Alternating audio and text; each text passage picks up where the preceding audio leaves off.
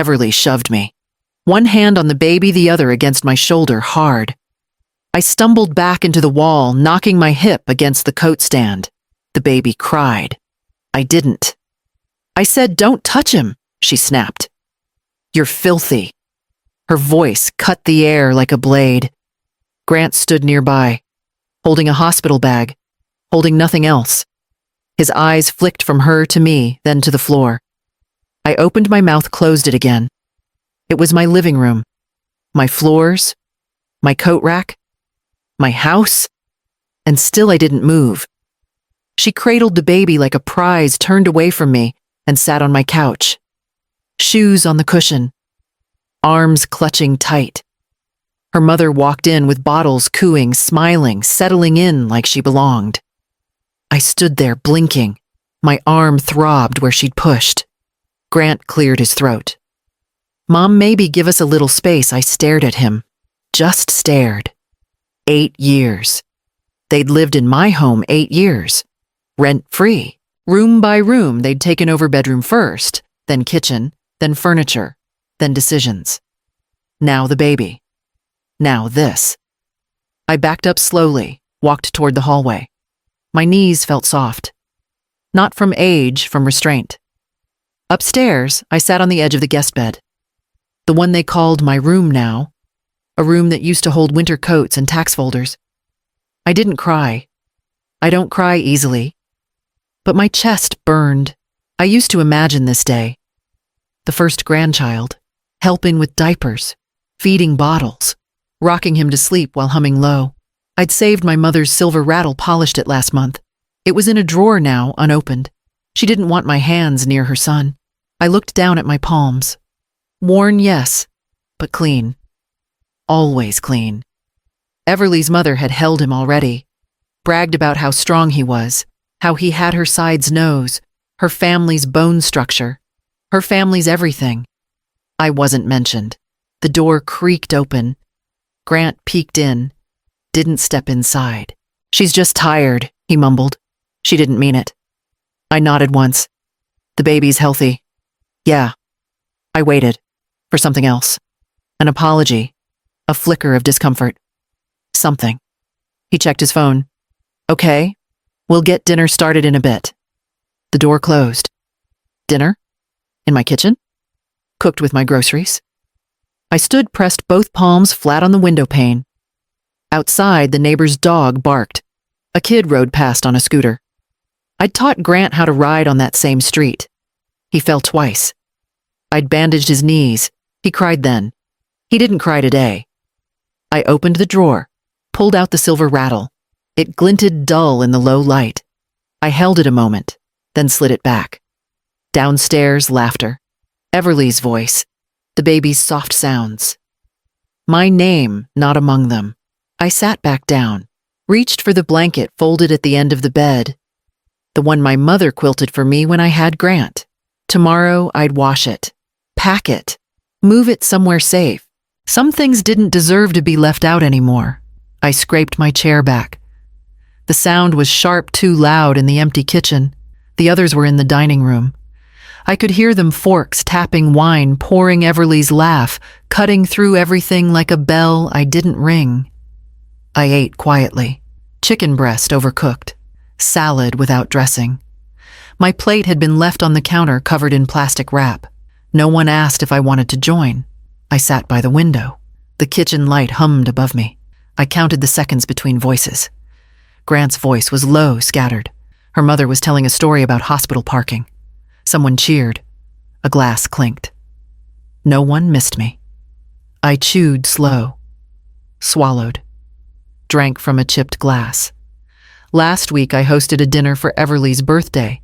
I'd made pot roast, set the table with cloth napkins. She hadn't said thank you, not once. Now I wasn't even at the table. Everly called from the other room. "Mom, can you bring more napkins?" It took me a second to realize she meant her mom. Not me. I stood anyway. My knee popped. I opened the drawer, pulled out a stack of napkins. Stared at them. Then set them down. Let them ask again. The dishwasher beeped. I turned it off. Dried my hands. The air smelled like steak sauce and baby powder. The door swung open. Everly walked in, barefoot. Her robe hung loose, makeup perfect. She moved past me like I was part of the furniture. She opened the fridge, grabbed a sparkling water, and turned around. "Hey, just a quick thing." I waited. She smiled soft, but not kind. "I know you've been trying to help, but I think it'd be best if you stayed upstairs during the day. I really need quiet, and the baby's schedule is delicate." I opened my mouth. Closed it. She sipped. "It's not personal. Just postpartum boundaries. You understand." I didn't answer. She leaned closer. "It's actually good for you too. You'll get more rest." More rest. I'd raised Grant through 2 jobs, 3 moves, and a husband's funeral. No one gave me rest. She left without waiting for a response. Her perfume lingered behind. I washed my plate, dried it, placed it back in the cabinet like nothing had happened. The house wasn't mine anymore. I lived upstairs, ate alone. I walked to the bottom of the staircase, stood there. The dining room noise kept rolling. A story about Everly's labor. Grant laughed. Not once had he asked how I was doing. Not once had he looked for me. I climbed the stairs, each step slower than the last. In my room, I sat on the bed and opened the drawer again. Took out the silver rattle. Set it next to the folded blanket. One by one, I opened the other drawers. Photo albums. Bank statements. Old keys. Letters from Robert. Then the folder. Thicker than I remembered, full of things they didn't ask about. Didn't know about. Not yet. I pulled the blanket over my lap. Downstairs, another laugh rang out. I listened, memorized the rhythm of their joy without me. Then I picked up a pen, and I started making a list. I opened the door and froze. The crib stood where my dresser used to be. The paint was new, soft gray with white trim. Clean, sharp lines, matching curtains. The rocking chair had been moved to the corner, the one Robert used to sit in to tie his shoes. The smell hit me next. Powder, fabric softener, baby lotion, nothing of mine. My photo was gone from the nightstand. So was the nightstand. The bed was smaller now. New headboard, new linens, their initials stitched into the pillows. E+G. My throat went dry. I stepped in, slowly scanning. Every drawer open, empty, my clothes gone. I checked the closet. No boxes, no storage bins, just their things, baby onesies, spare diapers. Everly's scarves. Her perfume lined the top shelf where I used to keep Christmas cards. I turned slowly, trying to keep my balance. My room wasn't mine. I walked out, down the hallway, to the upstairs guest room, the one with the slanted ceiling and one tiny window, the one that caught dust in every corner. My suitcase sat open at the foot of the twin bed, clothes folded, stacked, but still unpacked. Like I didn't live here, like I never had. I sat down, counted my breaths. No one had asked me. No one had warned me. They just moved in, took over, shifted my life like furniture they didn't need anymore. I remembered painting that master bedroom with Robert, pale yellow years ago. We'd argued over curtains, laughed until we cried. Gone. A knock. Not on my door. The wall behind it. Light tapping. Grant's voice. "Mom, just a heads up, we're converting your closet downstairs into a diaper station. Hope that's cool." I didn't answer. He left. Hope that's cool. I pressed my palms into my thighs until they burned. I wasn't angry. Not yet. I was tired. Tired of pretending the shift was natural, that I was supposed to fade away when a baby showed up. That this was normal. I stood, walked to the hallway, looked back at the master bedroom door. Still open. Light still on. I shut it. I went back to my room. Opened the bottom drawer of the nightstand. The folder was still there. I pulled it out. Set it on the bed. Title deed. Robert's final letter. The amendment we filed with the notary after the mortgage was paid. My name, mine alone. Not Grant's, not Everly's. I opened a notebook, tore out a page, began listing everything that had changed in the house over the past year. Dates, receipts, timeline. They thought I didn't notice. I noticed everything. I made 3 columns. What was mine? What was changed? What had been taken? And then I circled the one thing that mattered most: control. Downstairs, the baby cried. Someone turned on music. Everly sang a lullaby, sweet and soft. I didn't go down. Instead, I flipped to a clean page, and I wrote the name of someone I hadn't spoken to in 5 years. She dropped the list on the table without looking at me. Just a few things Everly said. Shouldn't take long. 2 full pages, lined. Bullet points. Brands specified. Organic this. Grain-free that. Diapers, wipes, 2 types of formula. Bottled water, imported. She smiled like she'd done me a kindness. If you could go before noon, that'd be amazing. The baby gets fussy when the fridge is low. I nodded. Not because I agreed, because it was easier. She walked away, still talking. Oh, and just use your card. We'll Venmo you later. They never did. At the store, I walked the aisles like a ghost. Basket full, cart heavier. My back ached, but I didn't stop. I didn't ask for help. By the time I got to the register, the total hit, $327.44. I slid my card. The screen beeped. Approved. No one asked me if I was okay lifting it. No one asked if I needed someone to come with me. I packed the bags alone. When I got home, Everly called from the other room. Just leave everything on the counter. I'll put it away when the baby naps. She didn't. An hour later, I shelved the groceries myself. Lined them up how she liked. Labels forward. Fruits in glass bowls. Grant walked in, scrolled his phone. Thanks, Mom. Huge help. I looked up. You're welcome. He didn't hear the edge in my voice. Or maybe he did and chose not to. Later that evening, I checked my bank account. She'd also ordered a delivery next day furniture, a white diaper cabinet, $198. Paid through my Amazon account. I opened the app. Logged out. Changed the password. For weeks, they'd used my Prime, my credit, my name. All under the illusion of family convenience. I let it happen. Not anymore. That night, I made dinner. Just for me. 2 eggs. A slice of toast. Coffee. They ordered takeout something with tofu and ginger. I wasn't asked. While they ate, I folded laundry. Their towels. Their socks. When I brought the basket down the hall, Everly popped her head out. You're a lifesaver. Seriously. We'd be lost without you. Her smile didn't touch her eyes. I set the basket down without a word. Back upstairs, I dug out the envelope from the folder. Labeled mortgage paid, release filed. I flipped it open. Stamped. Dated. Final. My name on every line. No lien, no joint ownership, no co-signers. I held it in my lap while the dishwasher hummed below.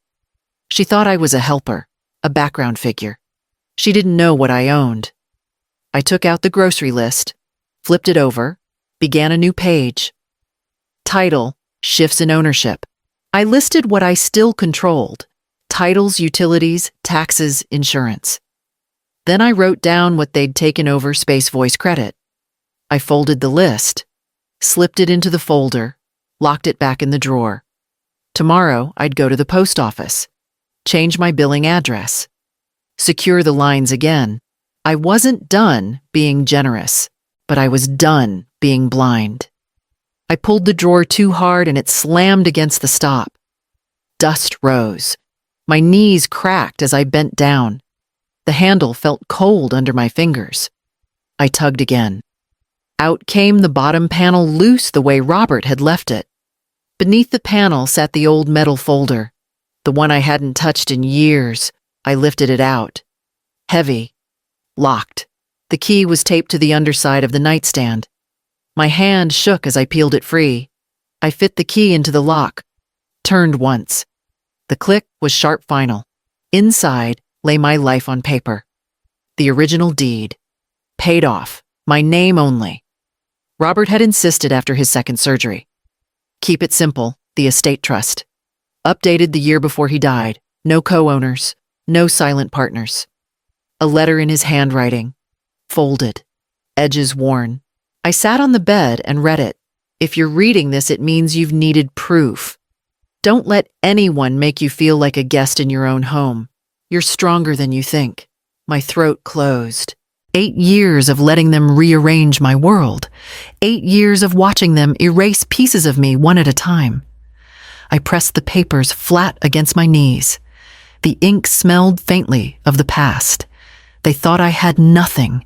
I had everything. Downstairs, a door shut. Footsteps. Voices low.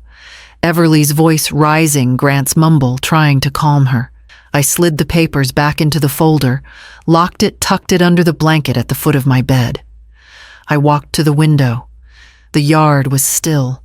My roses drooped in the late afternoon heat. I remembered planting them with Robert, his hands in the soil, his promise that the house would always be mine. My palms flattened on the glass. Warm sunlight. Cold resolve. They didn't know about the trust. They didn't know about the letter. They didn't know I'd made copies last month and left them with my lawyer. They thought they were clever, switching names on bills, forwarding mail, calling it efficiency. I turned back to the nightstand, opened the second drawer, pulled out my notebook, added 3 more items to my list. Date, time, action taken. Each line a quiet step, each step a wall going up. From downstairs came a laugh, brittle, sharp. Everly again. Something about a stroller. Something about upgrades. I closed the notebook, sat still. I could have stormed down, demanded my space back, yelled about ownership. But storms burn out fast. Paperwork lasts. I slipped the folder into my tote bag, zipped it shut. Tomorrow, I'd take it to the bank, add it to the safe deposit box. Let them think I was upstairs folding laundry. Let them think I was tired, fading too soft to fight. I would keep nodding, keep carrying groceries, keep eating alone. And while they mistook my silence for surrender, I would keep building the record they couldn't erase. The baby started crying again. A wail. Everly's voice rose sharp. Grant, get her out of here, I can't focus. I picked up my pen, drew a line under the last entry. Then I wrote a single sentence across the page in block letters. This stops now. I opened the mail. It was addressed to Grant, plain white envelope. The return address said Human Resources. Final notice. I stood by the kitchen counter and read it twice. The wording was polite. Severance details, COBRA options, a note of appreciation for 8 years of service. Termination date 3 months ago. I folded the letter back into the envelope. Slid it under a recipe book. He hadn't said a word. That night, Everly told her mother Grant's consulting now. Flexible hours are better with the baby. Her mom nodded like it made perfect sense. I said nothing. The next morning, I watched him leave in a dress shirt and no tie. He didn't carry a laptop, didn't carry a briefcase. He just got in the car and drove off like it meant something. An hour later, I saw the car parked outside the strip mall 3 blocks down. Same lot. Every day. Sometimes he came back with coffee. Sometimes with nothing. No one asked questions. Everly ran the budget. Grocery apps, bill payments, gift registries. Her phone never left her hand. When I suggested we check the water bill, she smiled and said, "Oh, I've got all that on autopay. Don't worry." Worry. She'd moved every utility to her name. Quietly. Over months. Claimed it was to streamline things. I pulled up my old email accounts. Reset the passwords. Logged in. She'd disabled every notification. Every receipt was rerouted to her inbox. I printed copies. All of them. Grant sat on the couch later that afternoon, playing with the baby while Everly scrolled Zillow listings on her iPad. "Babe," she said, "if we renovated the downstairs bathroom, It would boost the home value for sure. That tile's ancient. Grant nodded without looking. Maybe next month. I stared at the back of his head.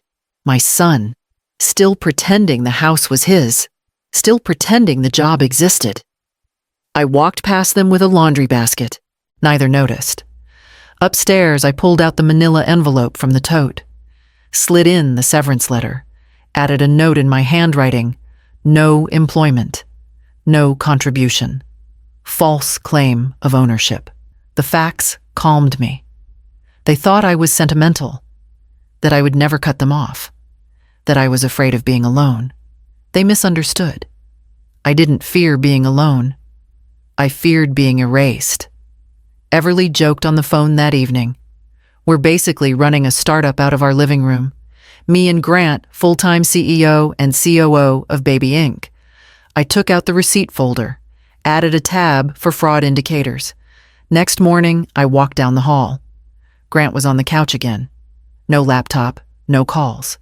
I said, "You're not working today." He blinked. "I'm remote now. It's all online." He scratched his chin, stood like I'd caught him. I poured coffee, sat at the table, watched him leave again. Same shirt, same empty car, same direction. I picked up the phone, dialed the number listed on the termination letter. When the woman answered, I asked for verification of Grant's employment.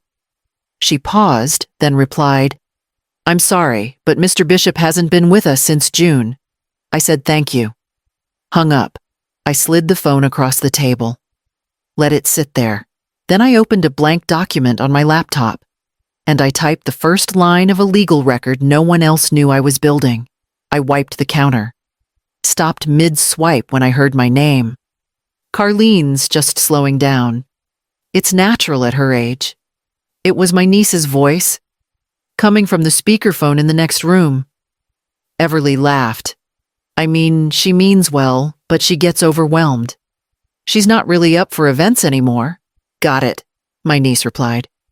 I'll let Mom know not to expect her at the shower. The call ended. I stood still. The rag dangled in my hand. Soap cooled on the marble. A shower. At my sister's, for the baby. No one told me. No one asked. I rinsed the rag, dried the counter, walked to the hallway. Everly passed me with her arms full of ribbon and tulle. Craft supplies, her voice was cheerful, fake sweet. I've got the decorations all handled, she said without looking. Don't stress yourself, okay? I said nothing. Upstairs, I sat on the edge of the bed and stared at the phone. My sister's name was in my favorites. I hadn't heard from her in weeks. I called. She picked up on the second ring. Hey, I said. There was a pause. Then, oh. Hi. I just heard about the shower. Another pause. Everly said you were tired, that you preferred quiet these days. I didn't want to overwhelm you. I swallowed hard. It's my grandchild. I know, she said softer now. But Everly's been doing so much. She's very organized. It seemed easier to let her handle it. Easier for who I asked. She didn't answer. I won't keep you, I said. Have a good event. I hung up. I didn't cry. I made coffee. Black. Hot. Sat at the kitchen table and drank it slow. Down the hall, Everly turned on music. She hummed along while tying pink bows around small glass jars. I watched her from the doorway. You didn't think I'd want to be there? I asked. She looked up, surprised. Oh. You overheard that? Yes. She smiled, the kind that doesn't mean anything. I just thought it might be too much for you. I didn't want to burden you. You've done so much already. She went back to tying bows. Besides, it's more for our generation. Younger energy. You know, I nodded. Sure. Turned. Walked back upstairs. In my room, I pulled the folder from the drawer. Opened the section labeled Family Correspondence. Added a new note. Dated. Excluded from shower. Labeled incapable. Third-party confirmation sister. The paper didn't tremble in my hand. My handwriting was clean. They were building a new world in my house. One I wasn't part of. I opened the second drawer, pulled out the envelope with the attorney's card, held it between two fingers. I wasn't ready to call yet, but the weight of it grounded me. I opened my planner, turned to next week, marked the day of the baby shower, then I circled it in red, not because I was going, because I had somewhere else I needed to be. I placed the envelope on the table beside the cake. No one noticed. Everly was snapping photos of the baby in his high chair, frosting smeared across his chin. Her mother clapped like it was a concert. Grant held up a phone filming. No one looked at me. The card was simple white embossed gold trim. Inside, a check for $200. Enough for clothes supplies, a keepsake if they had the sense for it. I'd folded it by hand. Wrote a note. For your future. Love, Grandma. The baby squealed. Everly turned, saw the envelope, picked it up. She opened it without reading. Slipped the check out, glanced at the amount. Oh, perfect, she said. We'll put it toward the stroller upgrade I've been eyeing. She smiled like it was already spent. Like it was hers the second the ink dried. No thank you. No nod. She handed the card to her mother. Can you toss this with the others? I stood there holding a paper plate. My cake untouched. Grant took a call. Walked out. The baby cried. Everly sighed. Walked off. I sat down at the edge of the sofa. My knees stiff. The plate still in my hand. No one asked if I wanted a picture. No one asked if I wanted to hold him. I set the cake on the coffee table, folded the napkin, placed it on top. They opened more gifts, baby shoes, plastic blocks, gift cards. Each one got a thank you, a laugh, a hug. Not mine. I left early. In the hallway, Grant caught up. Hey, Mom. I turned. Thanks for the check, he said. Every little bit helps. Every little bit. I nodded. Glad to help. He smiled, awkward. Then his phone buzzed, and he was gone again. Upstairs, I changed out of my good blouse, folded it, put it back in the dry cleaning bag. I hadn't worn it since Robert's retirement dinner. I sat on the bed and stared at the closet door. Everly's voice floated up the stairs. Next year, we should book a venue. Backyard parties are so last gen. I reached into the drawer, pulled out my notes, wrote the date, labeled it birthday dismissal, underlined it twice. I pulled the list closer, reviewed each line, updated totals, labeled funds withdrawn, marked what had been taken, claimed absorbed. I added gift given, no acknowledgement, value assigned without consent, dehumanized exchange. I placed the page back, locked the drawer. I didn't want gratitude. I wasn't chasing approval, but I saw it clearly now. The house wasn't just being used. I was. They didn't think of me as family. I was a utility, a wallet, a schedule, but I still held the blueprint. The name on the deed, the trust in my drawer, the receipts, the records, the timeline. I still had the most valuable thing they didn't understand, documentation. And they were giving me all the evidence I needed. I called the number. The receptionist answered fast. I gave my name. She paused, asked if I was referred. I said no. I just needed someone discreet. Next morning I drove across town. Wore plain clothes. No jewelry. Hair pulled back. No one saw me leave. The office was quiet. Clean. Neutral walls. A small pot of coffee in the corner. I didn't touch it. He came out mid-40s, glasses, pressed shirt. Introduced himself as Mark Chen. We shook hands. His grip was firm, but not eager. I handed him the folder. He read. Slowly. No small talk. When he reached the trust paperwork, he looked up. This is solid, he said. No co-owners, no right-of-use transfers. You're the sole trustee and beneficiary. I nodded. He leaned back. You want to keep it that way. I want to make sure no one can contest it. Not now. Not later. He asked a few questions. I answered. Every date, every document, every change since Robert passed. He tapped the papers. You've kept better records than some law firms I know. I didn't smile. He made copies. Thick packets. Triple sets. He walked me through the process of notarizing the update to the living trust. No change in beneficiaries. Just a reinforcement. Language tightened. No room for reinterpretation. He slid the fresh copies into an envelope. I'd recommend a safe deposit box, not just a home file. I already reserved one, I said. Downtown branch. He nodded. Then we're in good shape. I paid in cash. Took no receipt. Asked for no follow-up emails. Outside, the sun was too bright. I drove straight to the bank, walked in, showed ID, waited, signed the card. They walked me to the vault. I placed the envelope in the box, closed it, locked it, pocketed the key. Done. No one knew. On the drive home, I passed the park where I used to take Grant as a boy. Swing's still there. Same chipped paint. I gripped the wheel tighter. Back at the house, Everly's SUV sat crooked in the driveway. Groceries spilled from the back seat. I parked across the street. Waited. Watched her struggle with bags. She didn't look for me. I let her go inside. Counted 30 seconds. Then crossed. In my room, I took the original folder and placed it deep in the bottom drawer.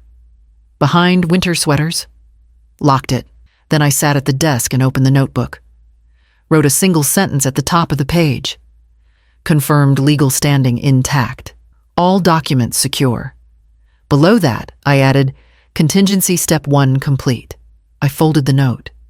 Slid it into a second envelope. Addressed it to my own name. Sealed it. If they ever tried to flip the story, I'd have the date stamped. The version filed. The version mailed. Nothing left loose. Downstairs, a drawer slammed. The baby cried. Everly's voice echoed up the hall. I closed the notebook. Sat still. Let them think they owned the routine. Let them run the house like they built it. They were lighting matches in a room full of paper. And I was holding the extinguisher. I opened the mailbox and froze. Only 2 envelopes inside. Neither had my name. One addressed to Everly Bishop, the other to resident. No bills. No bank statements. No insurance renewals. I checked the postmark. Both rerouted through the forwarding center. The yellow sticker gave it away. I walked inside. Shut the door soft. Upstairs, the baby cried. Everly sang off key. I went straight to my file cabinet, pulled out the utility binder. Empty. No recent statements. I opened my online banking. No charges from the city, no electric payments, nothing since August. I clicked through menus. Each one said the same: access disabled, not authorized.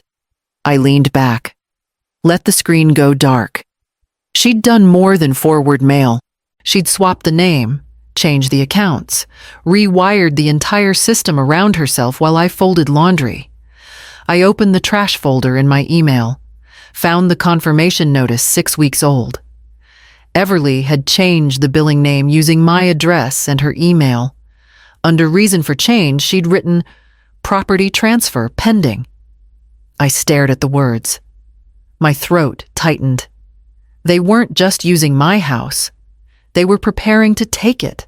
I checked the county site, looked up the assessor's office. Nothing had filed yet, but the process had started.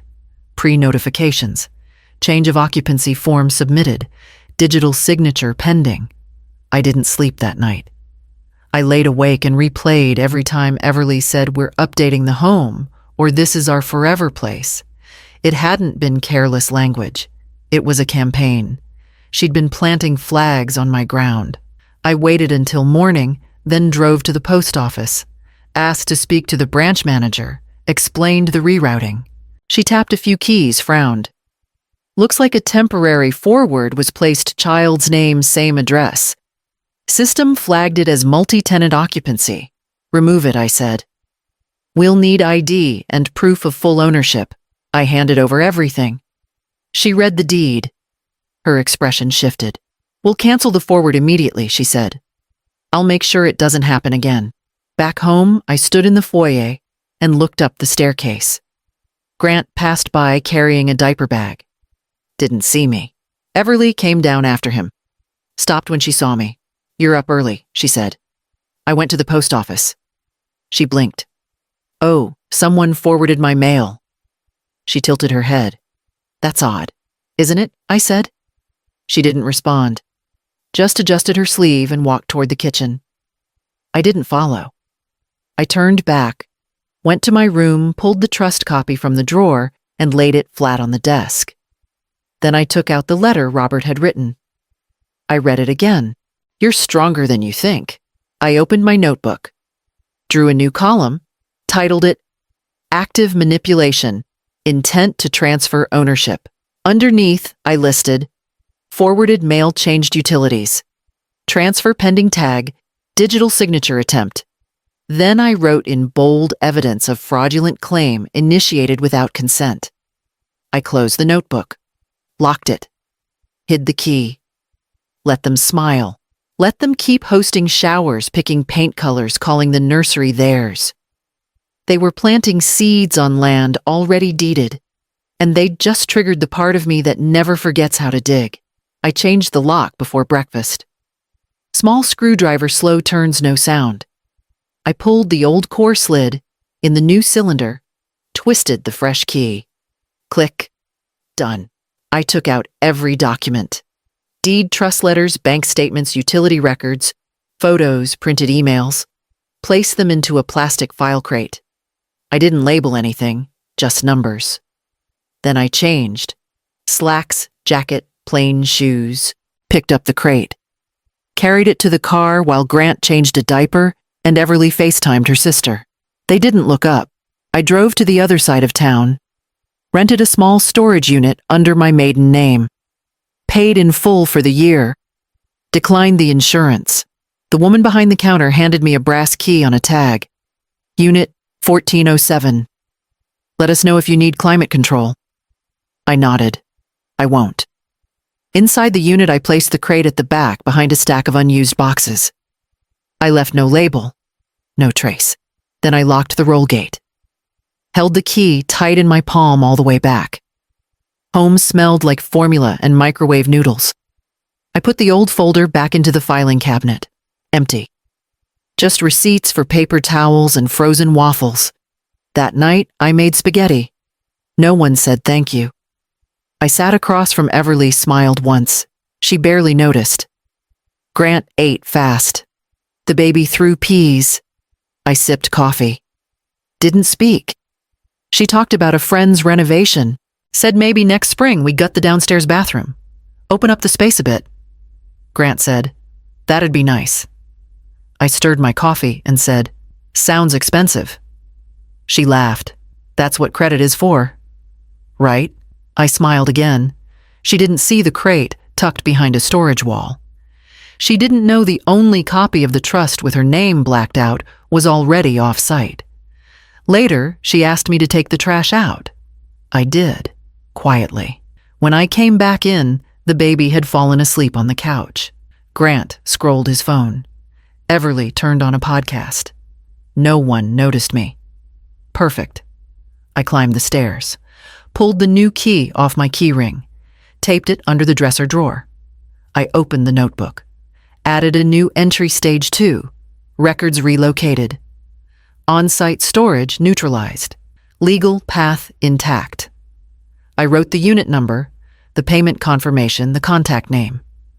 Dated and initialed it. I paused, then drew a line across the page. Everything after that would be part of the next phase. Control wasn't loud. It didn't knock. It just moved quietly, room to room, pulling switches before anyone noticed the lights had changed. Downstairs, the dishwasher beeped. Everly yawned. I wrote one last note before bed. Nothing they've taken is legally theirs. Not yet. And I didn't plan to let them get any closer. She taped the schedule to the fridge.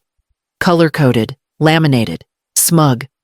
At the top it read, Home Zone Coverage, Baby First Plan columns of blocked hours, names assigned, rules added in fine print.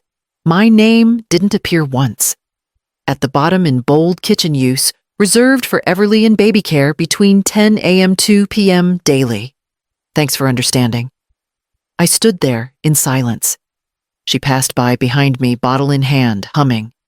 Grant followed with the diaper bag. Saw the schedule. Read it. Said nothing.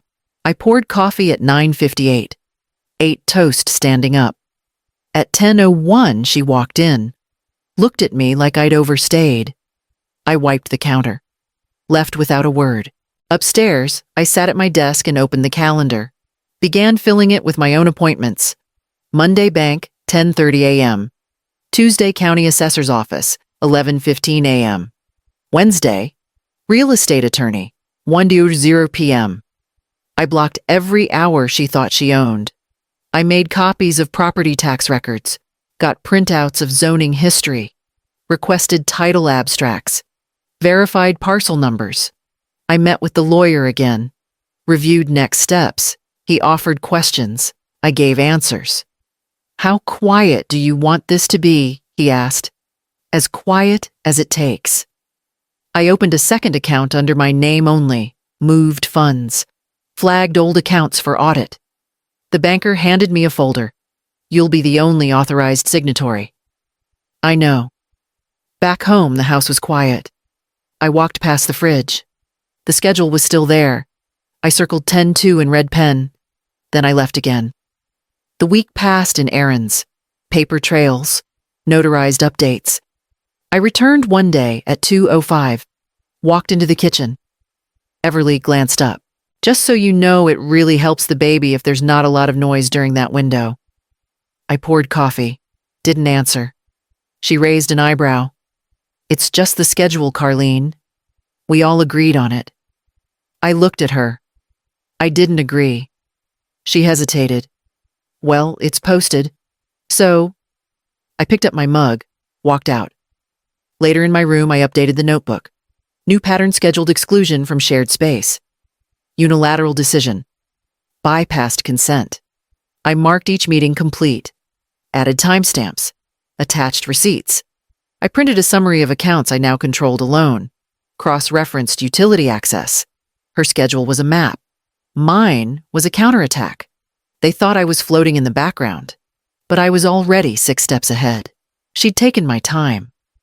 So I rewrote it on my terms. The phone rang at 3:12 p.m. Mrs. Carlene Bishop, the voice asked. Yes. This is Michelle from Bay Ridge Insurance. Just calling to verify a request to transfer your homeowner's policy to an Everly Bishop. My grip tightened. I'm sorry, I said. That request is invalid. Silence. Then she indicated she was co-owner of the property. She's not. I see. Would you like us to cancel the inquiry and flag the account? Yes, I said. Flag it. No one has permission to make changes except me. I'll add a restriction. Any future updates must be made in person with identification. Good. She paused. Would you like to set a verbal passphrase for added protection? I said yes. Chose one I wouldn't forget. My mother's first name. No one living would guess it. When the call ended, I sat still for a long time. Everly wasn't guessing anymore. She was trying doors. I opened the notebook, added a new page, wrote unauthorized insurance access attempt, date, time, name of rep, statement, co-owner claim. I printed a copy of the policy from my files, highlighted the name Carlene D. Bishop, sole insured. I took the original and placed it in the locked storage bin under my bed. Later that evening, Everly walked past my door carrying a laundry basket. Humming, I stepped out. Did you call my insurance company today? She blinked. What? They called me to verify a policy transfer request. She smiled too fast. Oh, that just an error. I was comparing rates. Must have clicked something by accident. You listed yourself as co-owner. She paused. Just a mix-up. You know how online forms are. I nodded. It won't happen again. Her smile faded. Of course not. I stepped back into my room, closed the door. At 10 p.m., I installed a new lock on the storage closet in the hallway. Took me 10 minutes. She never noticed. The baby cried around midnight. I stayed in bed. I wasn't part of that noise anymore. In the morning, I filed a second lock request for the utility accounts. Passwords. Verification steps. I removed her email from everything she had quietly added herself to. Then I wrote a letter dated signed revoking any implied authority Everly or Grant might claim regarding household affairs. My lawyer reviewed it that afternoon, said, "You're covering every angle." I said, "That's the point." He folded the letter, stamped it, made copies. One for the safe deposit box, one for my drawer, one in transit. Back home, Everly didn't say a word to me. But the next morning, the fridge schedule was gone. I opened the trash, saw it folded under coffee grounds. Small shift, but I noticed. She'd felt something, not a blow, just the pressure of something she didn't control. That night I slept with the window open. Cool air, quiet breeze, no footsteps down the hall, and the locks stayed in place. She said it loud enough for the whole yard to hear. If Carlene needs to shower, she can just use the garden hose. Laughter. Big, open-mouthed. Grant chuckled behind his cup. Everly's mother doubled over like it was the best line of the afternoon. I didn't flinch. I stood by the cooler, holding tongs, flipping burgers I bought with my own card. The baby squealed. Someone passed around lemonade. The moment moved on, except it didn't. Everly walked past me a minute later, bumped my elbow. "Kidding, of course," she whispered, not looking. "You've got your little setup upstairs." "Super private." I smiled, said nothing. "Upstairs." My little setup. The guest room I'd been pushed into. The bathroom with the dripping faucet, the mismatched tiles, the low water pressure. I reached into my sweater pocket. Felt the folder's edge. Thick. Heavier now. Laughter roared again. Someone made a toast. I tuned it out. My sister raised a glass. To Everly, queen of the house and master of multitasking, more cheers. I sipped water. Looked out across the lawn. The house's siding needed paint. The window screens had sagged. The flower beds I planted were half dead, and still they stood here like they owned every inch. I turned the burgers one last time. Placed the finished ones on the tray. Grant walked over. "You okay, Mom?" I handed him the tray. "Perfect." He didn't hear the weight in the word. Inside, I set down the tongs. Washed my hands. The sink was clean because I cleaned it. The plates stacked because I stacked them. Every working part in this house ran on my time, my effort, my money. I dried my hands. Walked upstairs, closed the door. Then I opened the drawer. The updated trust. The notarized letter. The bank confirmation. Copies of every utility shift. Every access attempt. Every email printout. I slid a new document inside the formal notice of revocation. Signed, time-stamped, ready for delivery. Below it, I added a list of today's attendees. Cross-referenced who laughed, who didn't. At the bottom of the page, I wrote public mockery. Documented. Witnesses present. Verbal demeaning tied to housing status. I circled the word status. Underlined it twice. Not tenant, not guest. Owner. I opened the closet. Pulled out the small wheeled suitcase. Set it upright. Not to leave. To prepare. If the game was going public, I needed to be ready when it broke. Downstairs, Everly sang along to the playlist. Loud, off-key, confident. The kind of confidence that came from thinking no one could stop you. I zipped the folder into the front pocket of the suitcase. Locked it. Slid the key back into my dresser. The door stayed open behind me. Let her walk by. Let her assume I'd gone to bed early. I sat in the dark with my coffee and waited for the moment she'd overreach. I stood. Forks paused. Glasses clinked faintly. Everly kept talking loud and polished, reciting plans for new nursery curtains. Her mother laughed too hard. Grant sat at the head of the table, said nothing. I stepped forward, and cleared my throat once. I need a few minutes. Everly glanced at me, eyes narrowing. Now's not really, I said. I repeated. I need a few minutes. I set the folder down on the coffee table, unzipped it, pulled out 3 thick stacks. I held up the deed first. This house belongs to me. Silence. I paid off the mortgage. My name is the only one on the title. The only one. I turned the page, held up a notarized copy. This is the amended trust. Signed, sealed, recorded. No co-beneficiaries. No inheritance guarantees. Not anymore. Everly stood arms crossed. Carlene, what are you? I turned to her. Quiet. Her mouth opened. Closed. I pulled out the utility files. Gas, water, electric, internet. All returned to my name last month. You've been receiving service on accounts I now control. As of this week, your devices, your emails, your names are no longer authorized.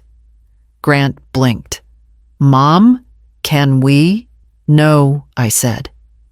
I dropped the envelope marked Revocation of Implied Tenancy on the table. Effective immediately. You have no standing here. No legal claim, no written lease, no ownership, no verbal agreement. Not anymore. People shifted in their seats. One of Everly's friends put down her wine glass. Everly laughed too loud, trying to recover. Okay, this is clearly a misunderstanding. Stop. I held up the final document, the letter from my attorney. Every step has been logged. Every false claim documented. Every account attempt traced. Forwarding my mail, accessing insurance, misrepresenting occupancy, you've left fingerprints on everything. Everly's voice cracked. You're kicking us out. I looked her in the eye. No, I'm giving you notice. 2 weeks. Then I changed the locks. Grant stood. This is my home too. You raised me here. I nodded once.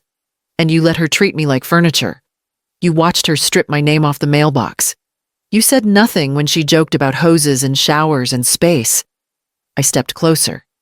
You let her make me small in the house I built with my hands. His eyes dropped.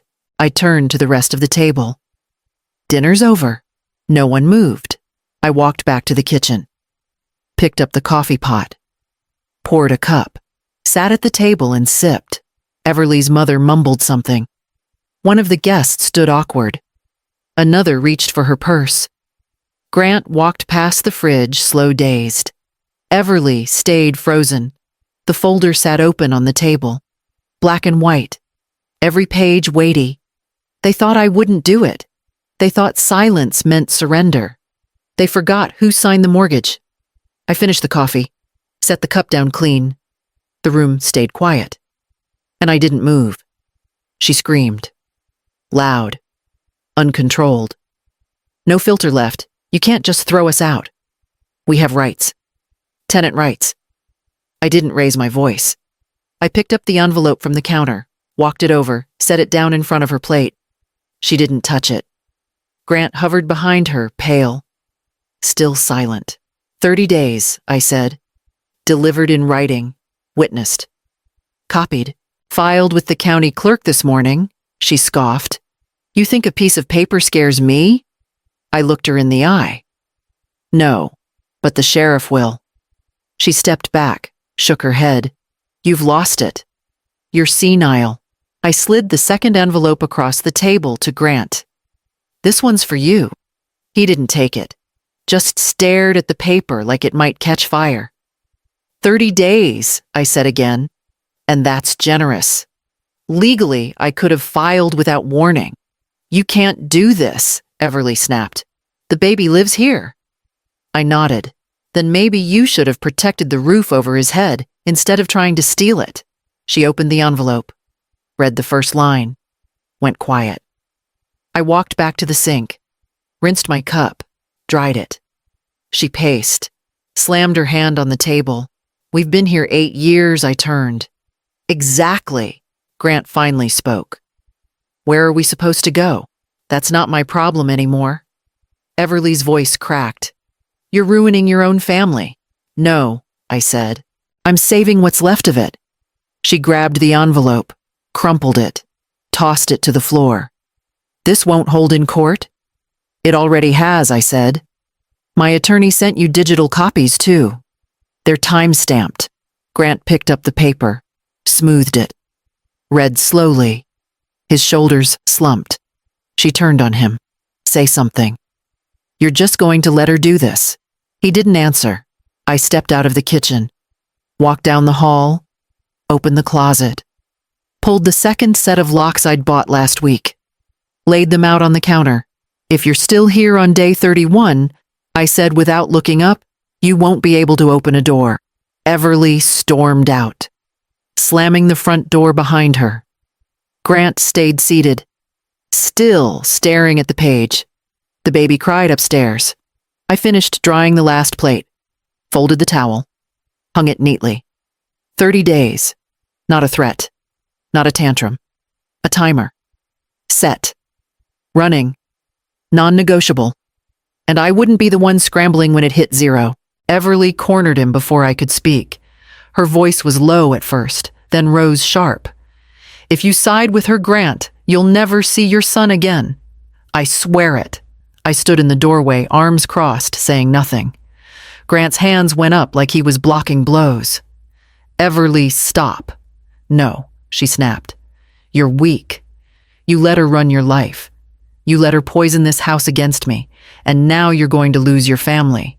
He blinked fast, like he couldn't keep up. This is my mother's house. Not anymore, she hissed. Not when I'm done. I'll take the baby. I'll file for full custody. You'll pay support from whatever little job you find. You'll visit him twice a month if you're lucky. I kept my back straight. My fingers dug into my palm. Grant's voice cracked. Don't talk like that. Everly's face was bright red. Then tell her she's not kicking us out. Tell her now. He looked at me. Mom, can we talk? No, she cut in. It's either her or us, Grant. Choose. The baby's monitor on the counter hissed with static.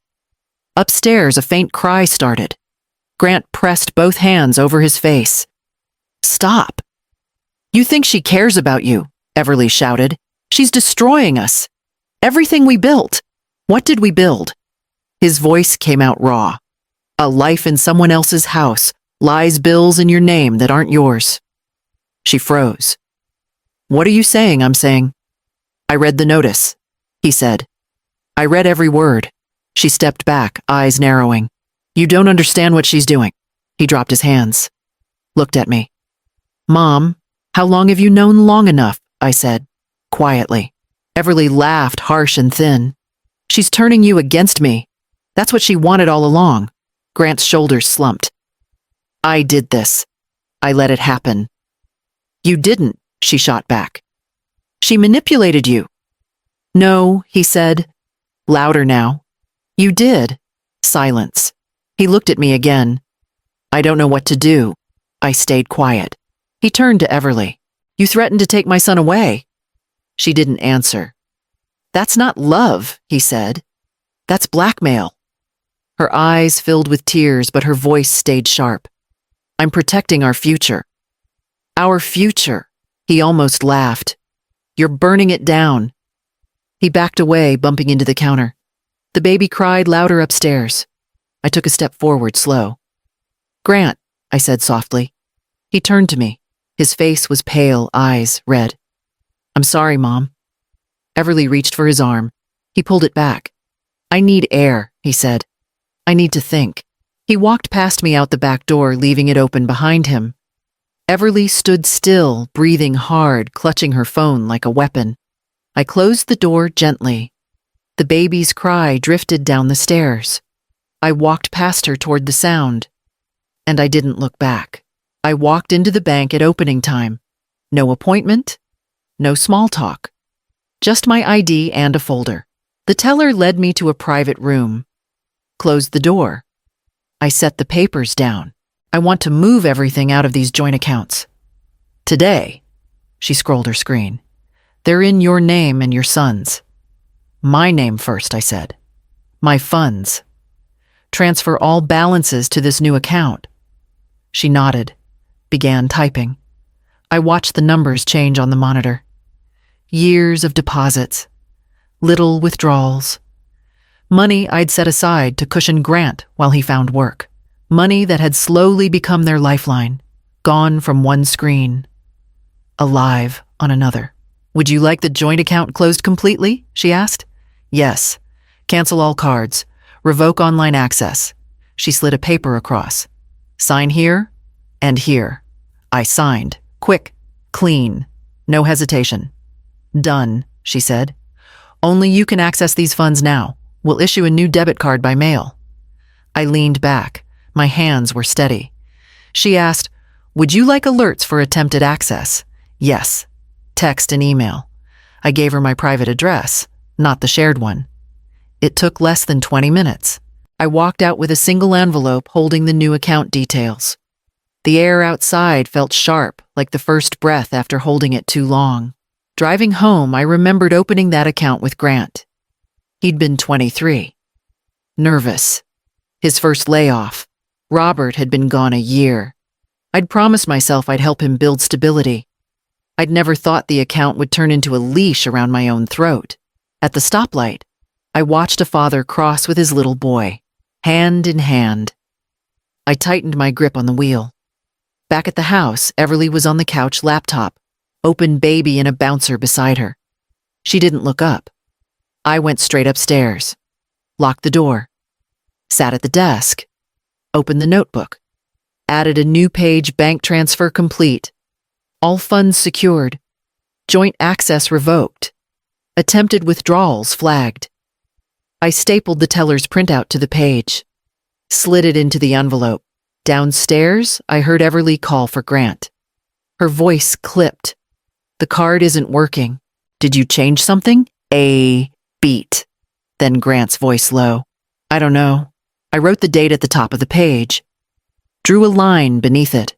For the first time in months, my shoulders loosened. No shouting, no confrontation, just numbers. Quietly moved from their reach back into mine. Another lock clicked into place. I folded the envelope, placed it next to the folder of documents on my nightstand. Below Everly's tone grew sharper. Check your app. It says 0. Why does it say 0? I closed my notebook. Stood. The faucet had been turned off, and all that was left downstairs was the sound of panic starting to rise.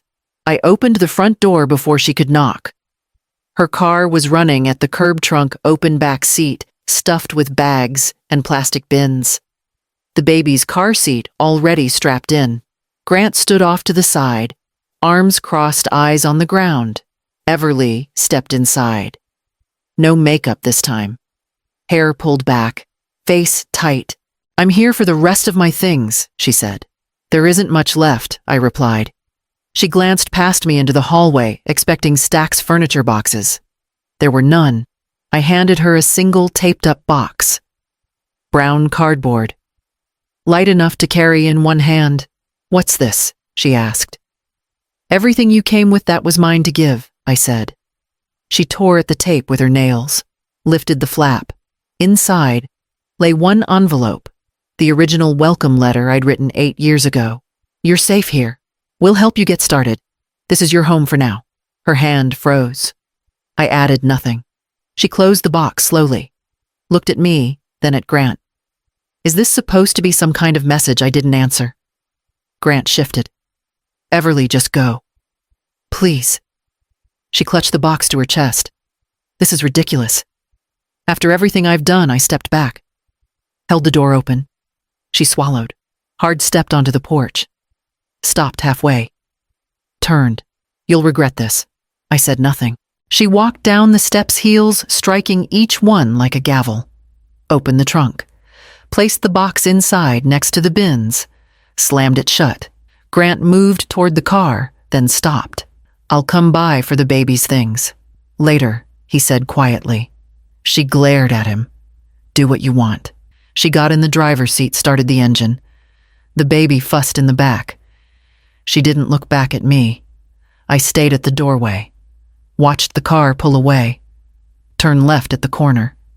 Disappear. Grant still stood on the sidewalk, shoulders slumped, hands empty. I closed the door gently. Inside, the house smelled like coffee again. No baby powder, no heavy perfume, just walls and air. I walked through each room, picked up stray toys, folded a blanket, straightened a picture frame. No voices, no schedules taped to the fridge, no strangers. I sat at the kitchen table and poured myself a cup of coffee. Black. Steam rising. Grant came in slowly. Sat opposite me. "She's gone," he said. I nodded. "Yes." He rubbed his face with both hands. "I don't know what happens now." I took a sip. Set the mug down. He stared at the table. "Everything's different." "Yes," I said again. Outside, a delivery truck rolled past. Birds in the maple tree started up their afternoon noise. I looked around the kitchen. It felt bigger, the light sharper. Grant whispered, "I didn't think it would end like this." "It hasn't ended," I said. "It's just started." I stood, walked to the drawer, and pulled out the folder one last time. Placed it on the table between us. He looked at it, looked at me. I opened it slowly, turned the first page toward him, and slid it across. I woke early. No alarms, no crying, no footsteps outside my door. Just quiet. I pulled on my robe, walked down the stairs. Every step mine again. No toys underfoot, no laundry baskets half dumped. The kitchen was still, the kind of stillness that means safe. I opened the cabinet, reached past the newer mugs, took the chipped one from the back, poured hot coffee. Steam curled up toward the cabinets. I wrapped both hands around the cup. The faded words faced me like a quiet oath. Still the owner. I stood at the window. No rush. Outside, the sky was pale with early light. The porch empty, the yard still. No cars in the driveway, no music thumping upstairs. The only sound was the heater clicking on. I took the first sip. It burned a little. I didn't mind. I sat by the window. Same spot Robert used to sit. He'd read the paper. Fold it neat. Drink his coffee slow. I never understood the slowness. Now I did. No one knocked. No phones buzzed. The air was mine. I didn't have to explain what I'd done. I didn't need applause. They thought silence meant weakness. But it was protection. They thought I wouldn't act. But I did. Not loud, not cruel. Just enough. The porch creaked softly in the wind. A squirrel darted across the rail. I reached for the notebook. Not to write, just to hold. One life removed. One home restored. Not to what it was. To what it always should have been. The coffee cooled. I didn't refill it. I stood. Stepped outside. Let the door click shut behind me. The wood beneath my feet felt solid. The porch was clean, the chairs in place. The porch is mine again. So is the view.